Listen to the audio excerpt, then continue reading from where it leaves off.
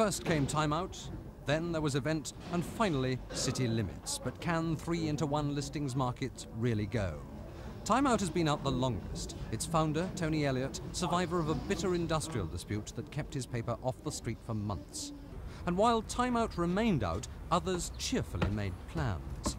Richard Branson, young millionaire mastermind of Virgin Records, aboard his slightly listing canal barge with listings in mind. So enter Event. And City Limits too, run by a workers' co-op on borrowed cash from these less-than-palatial offices in Islington.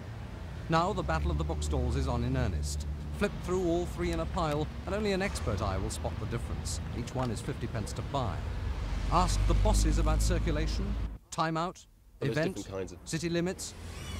They'll all tell you different. What's obvious is that Time Out spends a lot more on staff, if only to see their offices.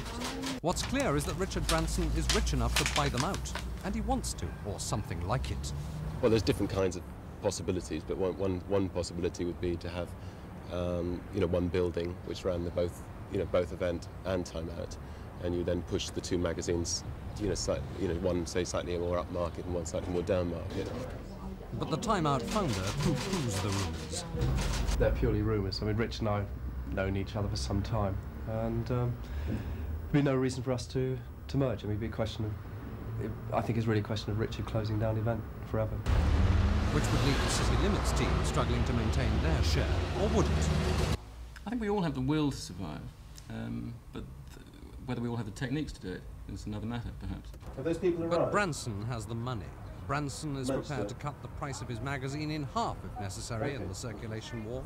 Today there are 3, but tomorrow and the day after, Ed Boyle listing the listings.